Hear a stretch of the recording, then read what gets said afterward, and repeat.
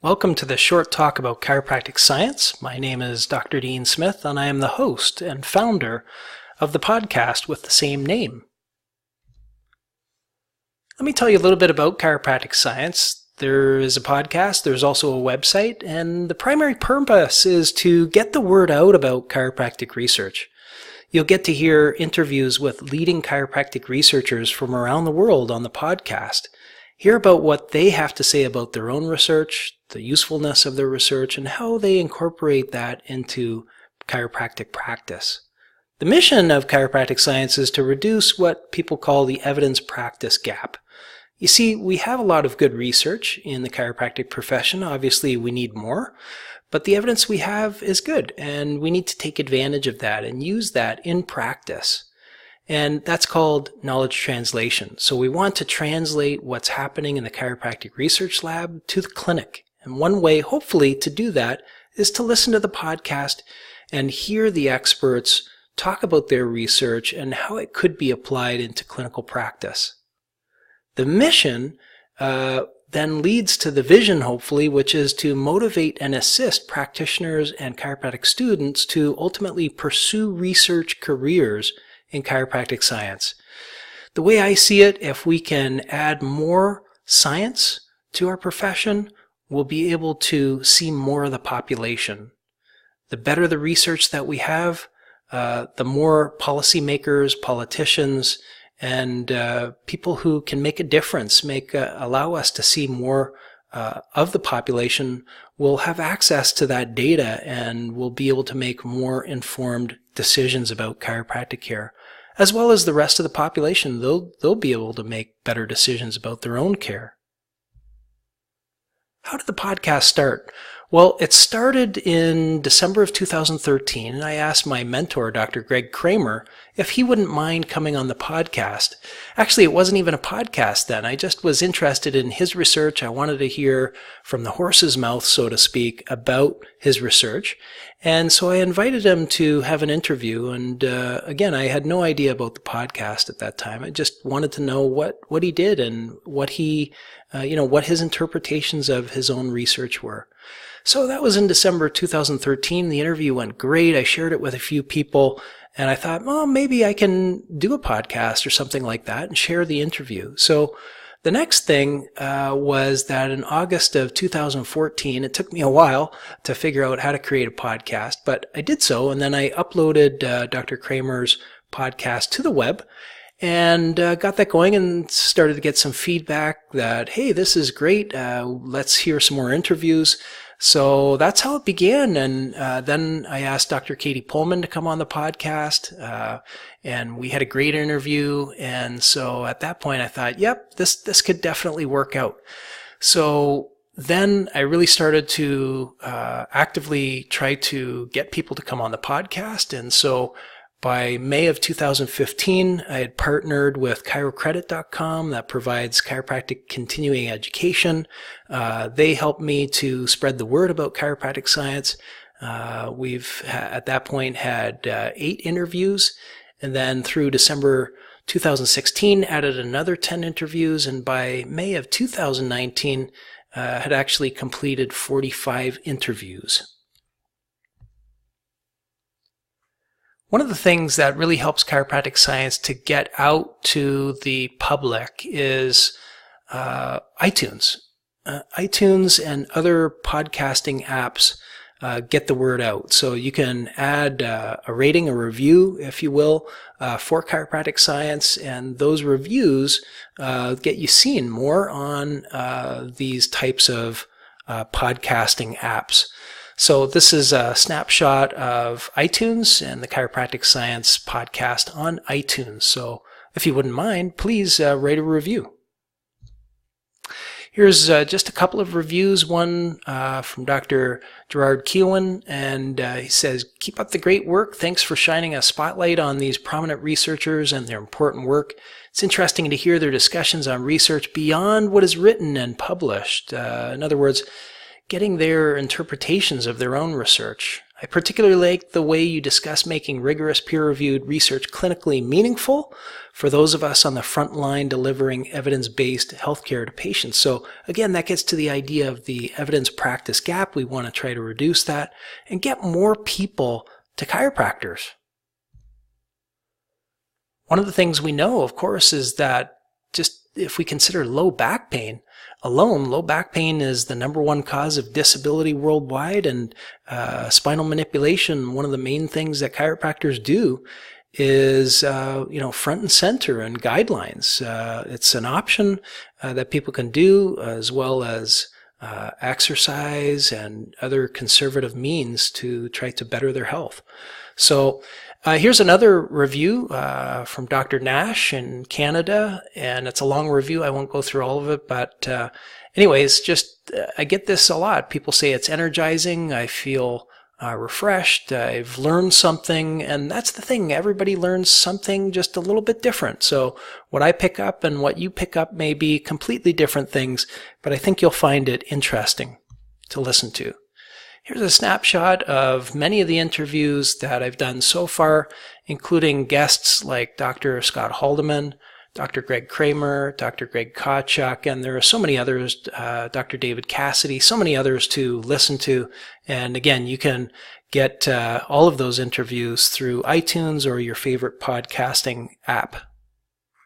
Here's a recent one that I did with Dr. Martha FUNABASHI, talking about the biomechanics and safety of spinal manipulation. So this is a view from the website. Once you click on the individual's picture, you can get to their interview, and you can click on the interview and listen to it in this window. You can download it, or you can simply subscribe to your favorite podcasting app like iTunes, Stitcher, Google Play, Spotify, and listen to it on any of those applications. There's also on chiropracticscience.com an evidence-based chiropractic science presentation for patient and community education. These are slides, PowerPoint slides, that have a short snippet from the chiropractic and scientific literature. Included on each slide is a reference, and in addition to the reference, there's a Word document that comes with the PowerPoint slides. The PowerPoint slides come in both widescreen and normal portrait type of presentation modes.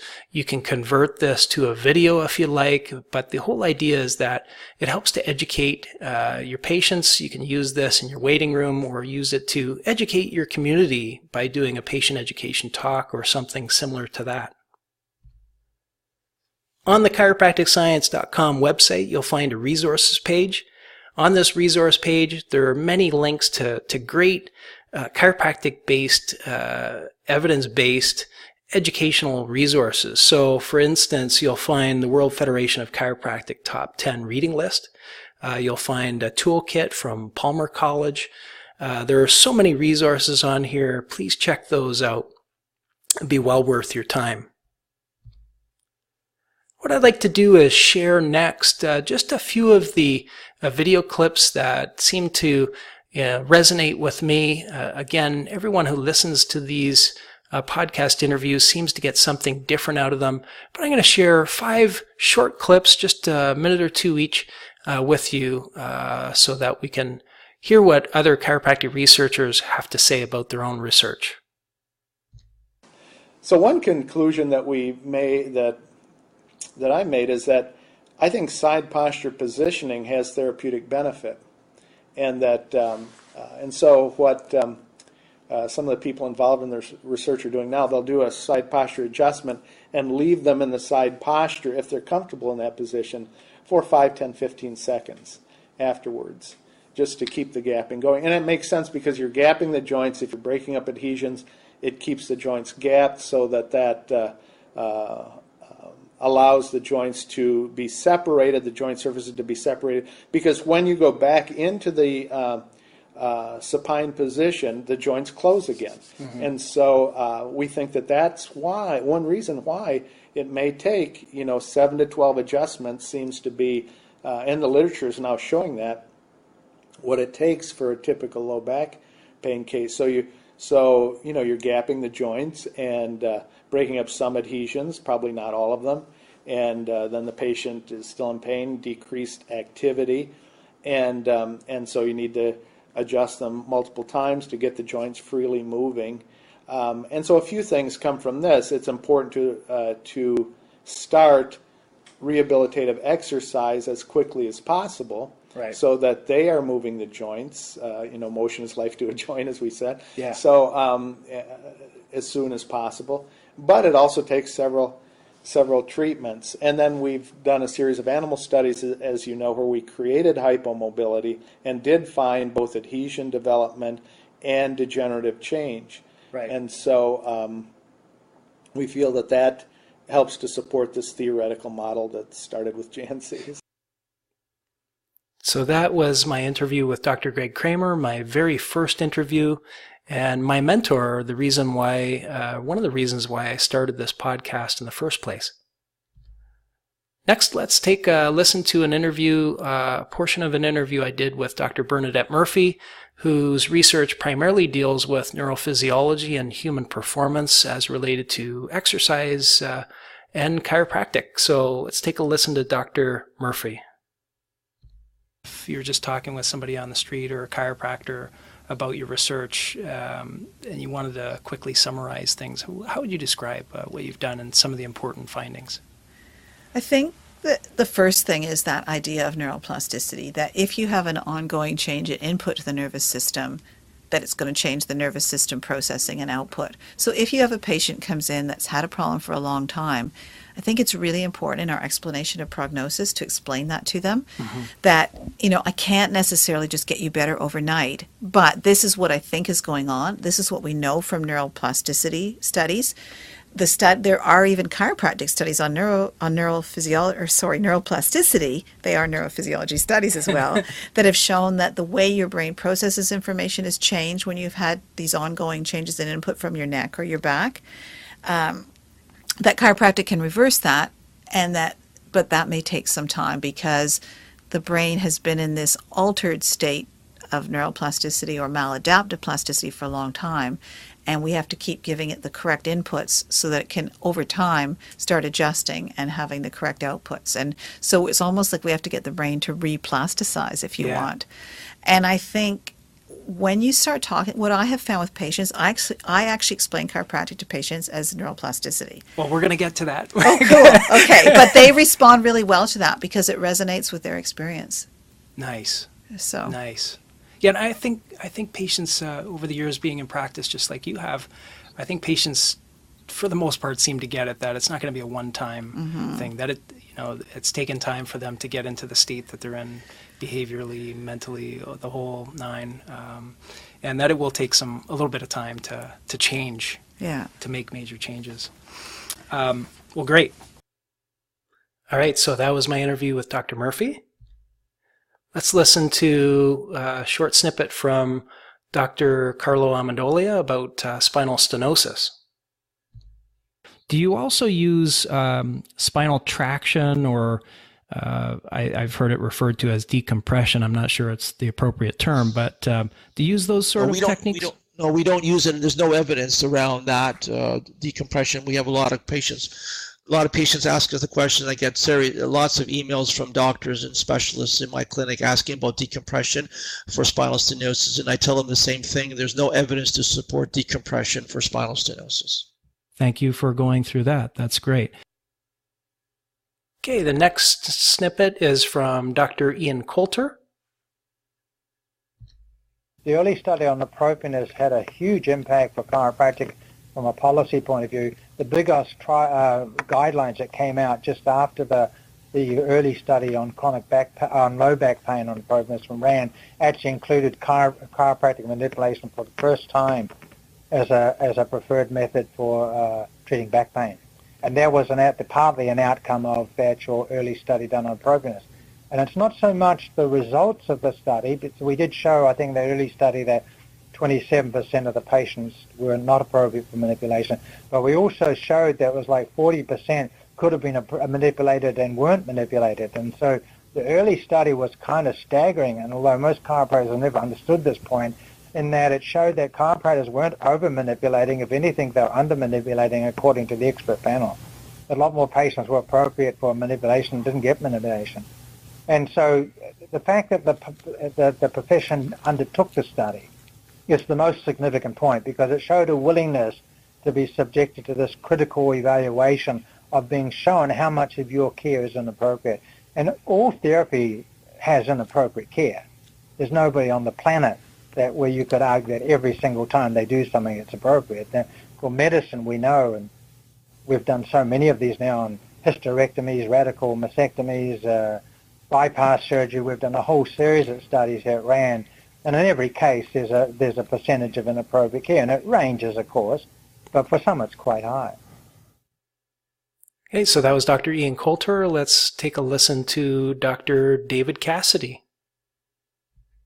I think one of the main findings of the Quebec Task Force was that there was no evidence that that was helping people. In fact, there was no evidence that soft collars even immobilize the spine. And in fact, there was evidence that you were actually changing the person's psychology by reinforcing kind of injury, sickness behavior. Now, let me elaborate on that a bit. If you're hit from behind and you suffer a whiplash injury in your motor vehicle,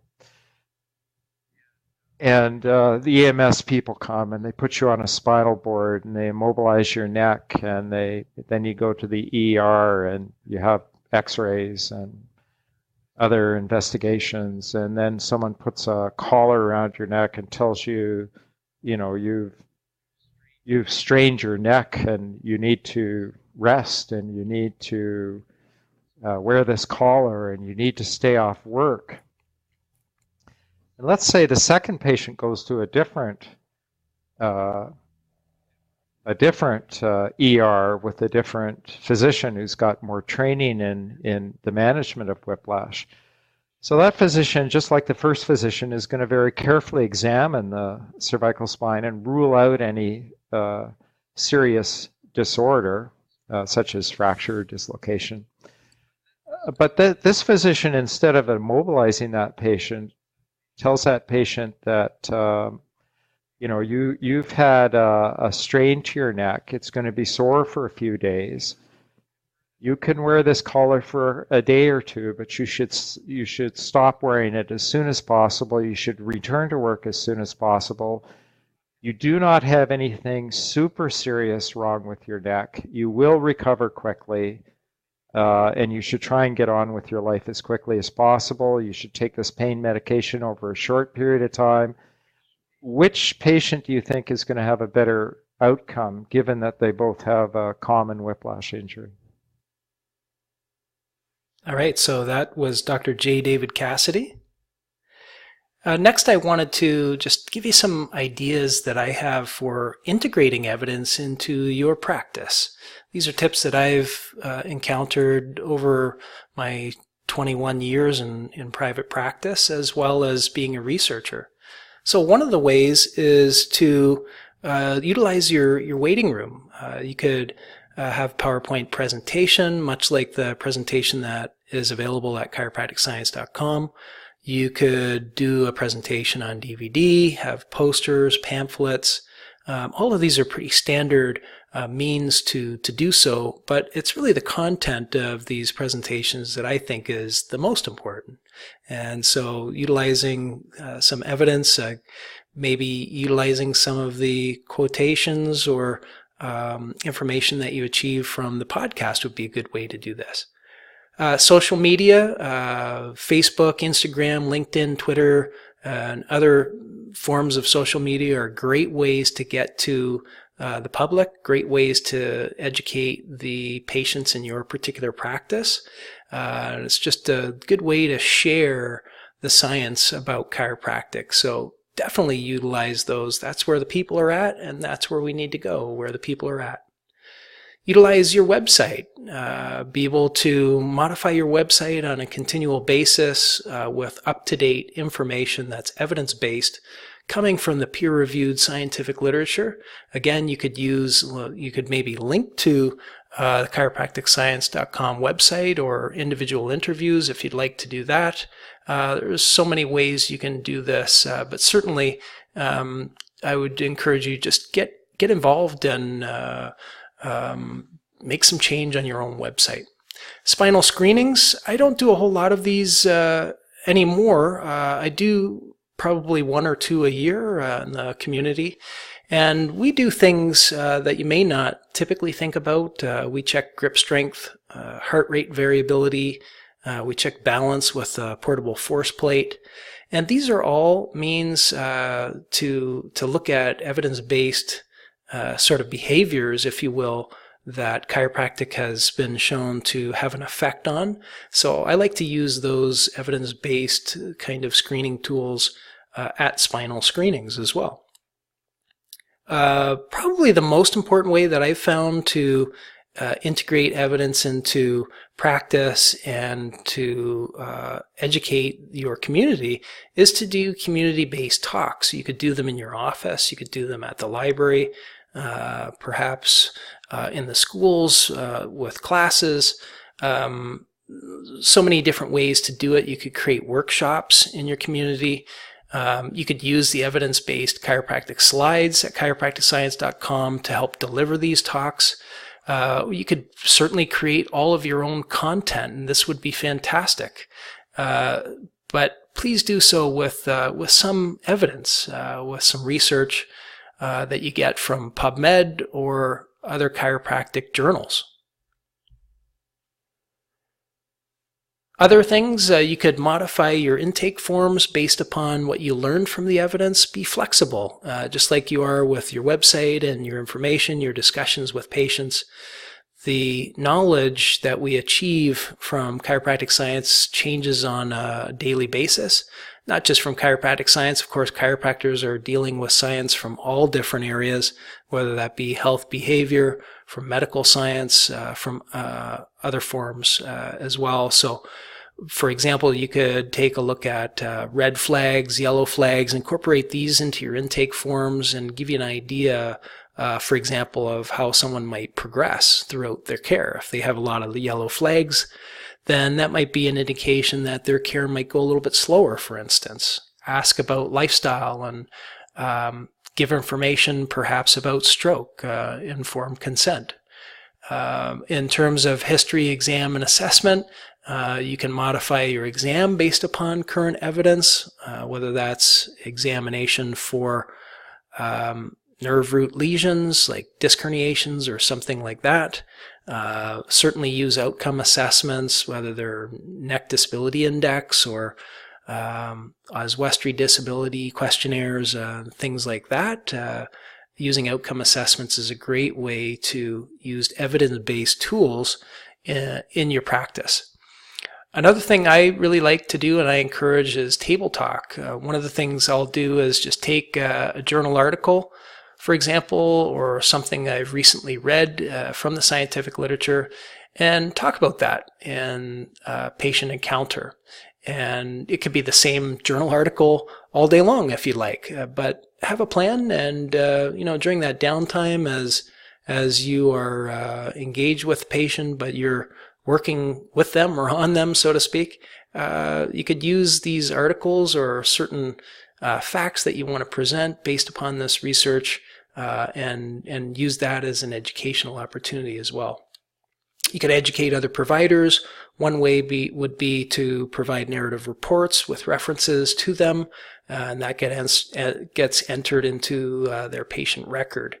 I use this in narrative reports to insurance companies and the like as well, providing references from the scientific literature to back up chiropractic care. I really appreciate you listening and viewing this chiropractic science presentation. Thank you very much, and I hope you will learn tools to integrate research, the best research evidence, into your practice over time. If I can be of benefit, here's my contact information. Find us on Facebook at Chiropractic Science and certainly at chiropracticscience.com. Thanks very much.